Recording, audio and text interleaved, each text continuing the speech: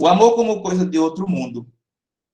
No desenrolar da história da filosofia, diferentes pensadores realizaram duras críticas à concepção do amor, como caridade e mesmo a concepção platônica, que considerava o amor como atração exercida pelo bem e pelas formas. Essa questão do bem e de formas, você tem que lembrar que é uma questão de Platão, né? Platão ele tinha essa questão de associar a bondade pelas formas, né? A questão da performance, que aquilo que era bom era bonito, essa associação. Denunciou-se principalmente o sentido religioso que essa concepção introduzia na reflexão filosófica. Tal sentido transformaria o amor em coisa do outro mundo, o mundo das formas ou de Deus, prejudicando a compreensão do nosso próprio mundo, este mundo em que vivemos, no qual está mergulhado o nosso corpo. Em outras palavras, ao remeter o amor ou às formas platônicas, haveria um erro de grave consequência para a vida humana. O amor seria fixado em um mundo dos sonhos e esqueceria nossa vida afetiva. Segundo esses filósofos partidários desta crítica, os platônicos e os cristãos não compreendia que nos cerca mais que isso. Fugiria desse mundo e faria mal à humanidade ao ensinar as pessoas e também fugir. Alguns chegam a afirmar que Platão e os cristãos desprezam o corpo humano e ignoram seus impulsos naturais e tendem a controlar em nome de uma vida sobrenatural, a vida da fé. Então, a questão do amor platônico, né? Não aquele amor romantizado, por assim dizer, mas aquele amor platônico, quando a igreja, eu digo a igreja católica, quando ela começa a criar os seus próprios conceitos, ela resgata essas teorias platônicas, dando evidência a toda a forma de compreensão de um contexto sobrenatural e não valorizando ali os desejos, os limites humanos, por exemplo. Por quê? Essa concepção era uma concepção que visava a espiritualidade, que visava uma forma de uma avaliação posterior à vida terrena, ou à salvação, por assim dizer. Nessa prioridade, a gente vai pegar, essas prioridades são pegas lá da filosofia antiga, colocada na filosofia medieval. E isso dentro de um contexto cronológico, né? Cronológico de tempo. Então, eu não tenho como criar minha filosofia propriamente dita com o princípio do nada. Então, já existia um pensamento anterior, né? Que era a filosofia antiga, e eu pego lá esses pensamentos platônicos e eu trago para uma realidade agora, no período medieval. Aí eu vou levar em quê? Levar em consideração a questão da fé. Aí vamos trabalhar a questão do ateísmo, né, para aqueles que não acreditam. E aí começam aí uma briga religiosa que até hoje existe, as guerras religiosas, por assim dizer, que leva em consideração a fé, e aqueles que não eram tidos como que não tinham fé na igreja, nas crenças, nas doutrinas da igreja, era tido como herege, né? Pois é, faz tempo que isso existe no mundo. Com efeito, esses livros como Fidon, né, que é um livro de Platão, dá a entender que o corpo humano é o mundo físico. Pode ser obstáculo para o conhecimento do bem. De modo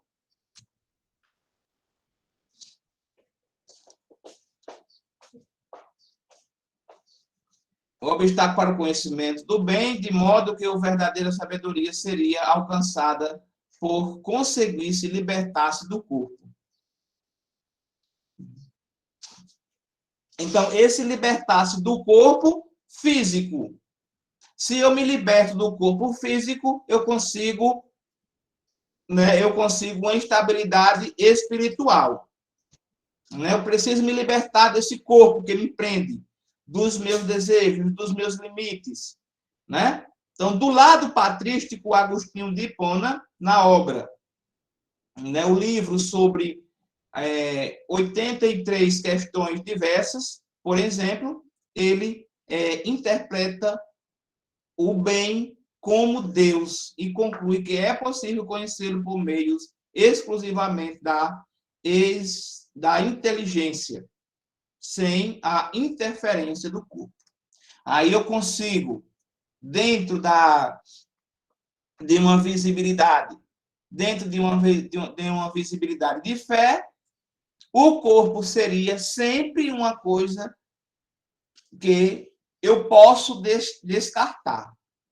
Descarta esse corpo físico, mutila esse corpo físico, sei lá, deixa de lado essas crenças visíveis e físicas e busca uma atração espiritual. Se atrai por algo que está mais à frente. Essa idealização desse algo que está mais à frente, ele é compreendido, ele é compreendido como algo verdadeiro, que não vai se acabar. Aquelas perguntas de filosofia clássicas, que vão nos perturbar toda a nossa vida, de onde vim, o que é que eu estou fazendo aqui agora e para onde vou, dentro de um contexto de fé, já que a própria ciência não consegue responder, porque a crise da existência, Exatamente. Já que eu não consigo cientificamente me satisfazer com a resposta, porque cientificamente, biologicamente, eu vou nascer, crescer, reproduzir, morrer. Pronto, fim, acabou. Só é isso. Biologicamente. Aí tem a questão de quem não quer. O espaço de liberdade, ele é confrontado. Então, eu tenho que reproduzir. A mulher ter filhos. O homem tem que ser casado, ter uma mulher. Me tirando aí o espaço de liberdade. Por que pensar nesse espaço de liberdade? Esse espaço de liberdade é tirado porque o direito, o direito que o meu corpo tem, ele é esquecido. Ele é deixado de lado. Por quê? Porque eu estou em busca de um bem comum. Eu estou em busca de um bem comum. Esse bem comum, ele é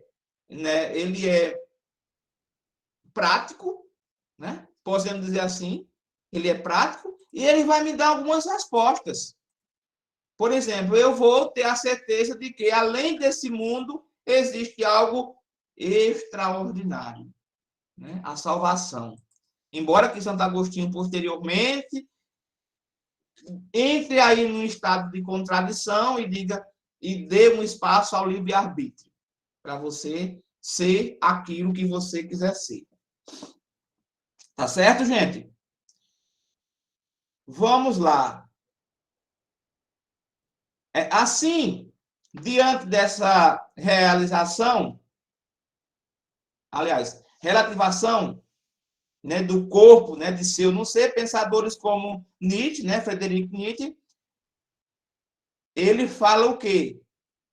Denunciarão um grave erro que elabora a reflexão detectada da vida afetiva. Nietzsche procura a necessidade de romper com o platonismo e com a religião cristã, o platonismo das massas.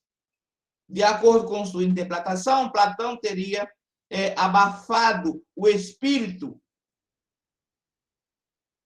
o espírito dionásico do mundo grego, né? A visão de mundo, de mito, o espírito do prazer, do excesso, da força, dando preferência ao espírito apolônio, que é o espírito de equilíbrio, né? Da harmonia, da compreensão racional. E o cristianismo teria apenas consagrado essas invenções. Liberta-se do platonismo de Platão e do platonismo dos cristãos, segundo Nietzsche. Significa recuperar o caráter dionísico da vida, fazendo perceber que ela é uma constante separação da resistência por meio de uma correlação de força.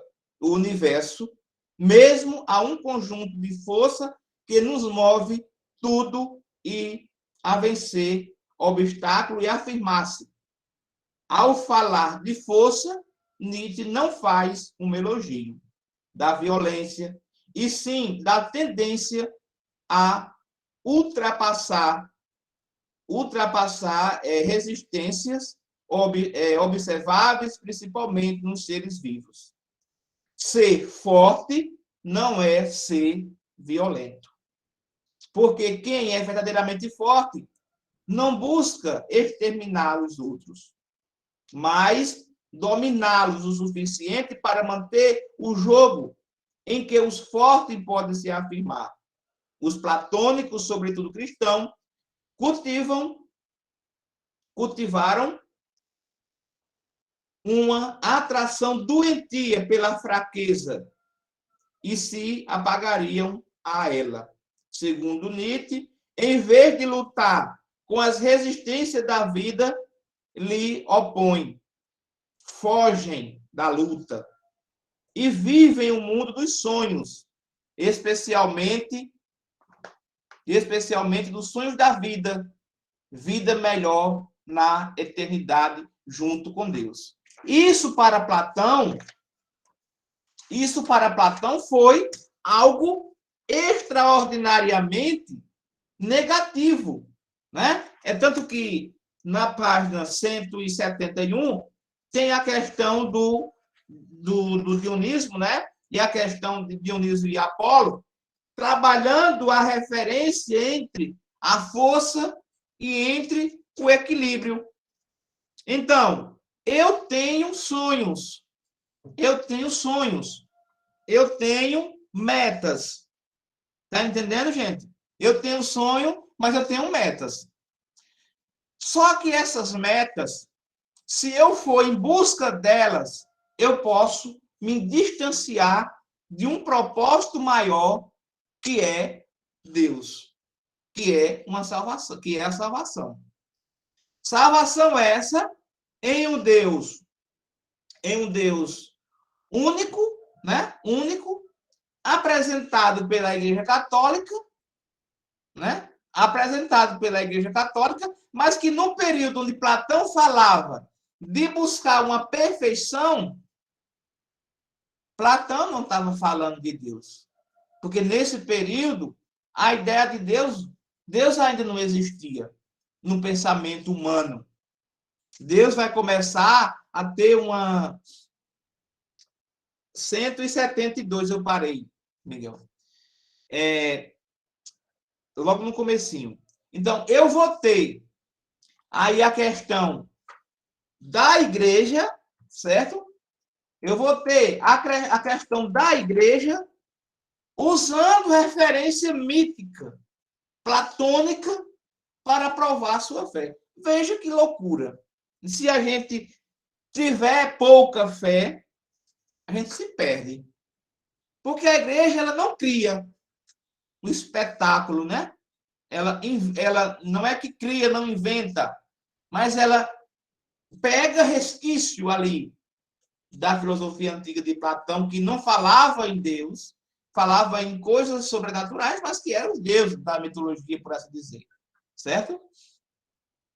E aí, a gente vai, ou a gente tem uma liberdade de sentido, ou a gente fica perdido no meio do caminho. E aí começa a heresia, né? Começam os dogmas da igreja católica, né? Ou você crê, ou você não era descrente não, né? Ou você era herege e os hereges eram condenados à morte. Né? Então, são algo complexos, né? Algo complexos que a religiosidade ela nos impede de ser livre. Cuidado, vou dizer assim, cuidado, eu como religioso que sou, eu vou dizer assim que eu preciso ter cuidado, porque essa religião que diz que me liberta, ela pode me prender, viu, Karen? Por quê? Eu preciso ter ideologia. Ou eu tenho ideologia, eu digo isso sempre, ou eu tenho ideologia, ou eu sou alienado. Ou eu tenho minhas próprias escolhas, ou eu sou forçado a escolher aquilo que o outro está propondo. Então, o tema proposto para vocês nesse capítulo é importante, porque ele vai trazer filósofo como Agostinho, totalmente adepto à religião, ao cristianismo, por assim dizer, e eu vou ter, por exemplo, um cara como Nietzsche, que Nietzsche ele vai ser totalmente contra, averso à religião, né? Dizendo que a religião pode ser uma falácia, né? Exatamente, né? Então, por exemplo, tem pesquisa de pessoas religiosas que sofrem menos de ansiedade e depressão. Pronto. Por quê? Não é que a pessoa buscou a cura para a depressão na religião, mas é uma identificação. O que é que me distancia da depressão? O que é que me distancia desse mundo, por assim dizer? O que é que me liberta de verdade? O que é? Alguma coisa é. Se não, aí fica mais difícil. Pode ser uma família, pode ser um ente querido, pode ser até a mesma religião, pode ser um hobby que eu gosto de fazer. Tem que ser alguma coisa, né? Mas aí esses paradigmas impostos pela religião e que pode dizer assim, não, a religião ela me liberta. Até quando? Cuidado, ela tem um limite. Por quê? Porque a igreja, aliás, a igreja não, a religião, ela é composta de coisas variáveis, de N possibilidades de acerto, mas com N possibilidades de erro, porque é composto de seres humanos. Então, eu não vou encontrar a perfeição. Vez e outra, eu vou me encontrar, Robean, vez e outra, eu vou me encontrar decepcionado. Porque não era isso que eu esperava. Eu quero perfeição. Mas eu não busco perfeição, não encontro perfeição em um ambiente que é composto de seres humanos. Eu vou tentar ser perfeito assim como o que eu espero dos outros, eu tenho que ser também isso. Para que eu não seja decepção para os outros. Então, é isso que a religião ela busca. Uma forma de tentar ser perfeito para o outro. E não tentar decepcionar. Então, é muito complexo essa questão da religiosidade, né? É importante a religião, né? Esse debate é muito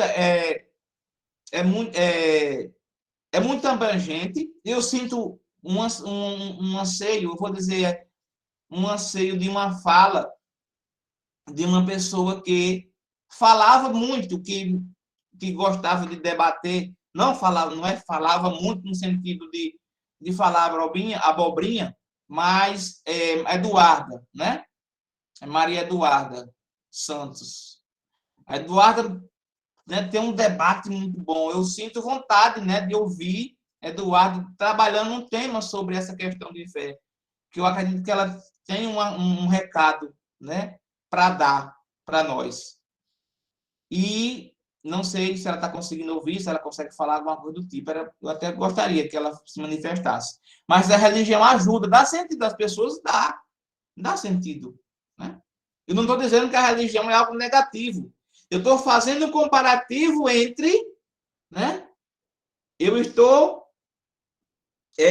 fazendo um comparativo entre você se identificar, né? Se identificar com aquilo que lhe faz bem. E aí, eu tenho o amor dos meus amigos, nesse título aqui, e tenho o amor daquilo que é sagrado. Então, o que é que me faz bem? É a minha companhia de João Henrique, como um amigo meu, ou de algo sagrado que eu nunca nem vi? E aí, a questão é questão de fé, gente, de identidade. Tem pessoas que a gente sabe que nos faz muito bem. Nossa, como aquela pessoa me deixa bem, me deixa animada, né? Nossa, como eu queria ouvir a Eduardo falando. Nossa, como eu queria estar numa sala de aula com todo mundo batendo, aliás, debatendo e eu gritando, silêncio, silêncio, silêncio. Eu preferia isso. Eu preferia. Fecha o livro aí, vamos debater esse assunto que é gostoso. A reflexão vai acontecer agora. Cada um dá uma opinião. Isso é bom, né? Bota fogo aí num barquinho aí, né? Então, Eduarda, volto a dizer a você colocou aí, obrigado, gente. Volto a dizer que esse desejo de lhe ouvir, de ler uma citação sua, todo mundo quer isso, viu? Nós somos seu fã, nós somos seus fãs, né? E eu digo porque eu sei do tanto que você gosta de debater. Assim como muita gente do grupo aí, que está aqui na aula, gosta de debate. Eu quero muito que a gente, o ano que vem, Deus quiser, a gente consiga estar frente a frente aí, fechando com chave de ouro o ensino médio de vocês, realmente debatendo, sabe, esses temas. Muito pertinente. Então, aqui, hoje eu apresentei para vocês um resquício de Santo Agostinho com aquela visão, né, com aquela visão de amor, né, à humanidade, com buscar a salvação, e a gente apresentou um pouco de Nietzsche aí totalmente avesso a esses propósitos. No mais, era isso que eu queria passar para vocês, certo? E aí a gente se fala na próxima aula com o seminário. Eu espero contar com todos vocês. Quem não colocou o nome lá, coloque. Não espere fazer a recuperação, porque é mais proveitoso o seminário. É uma proposta também de debate. Então, a gente se vê na próxima aula. Fiquem todos com Deus. Deixe o nome e turma e até a próxima.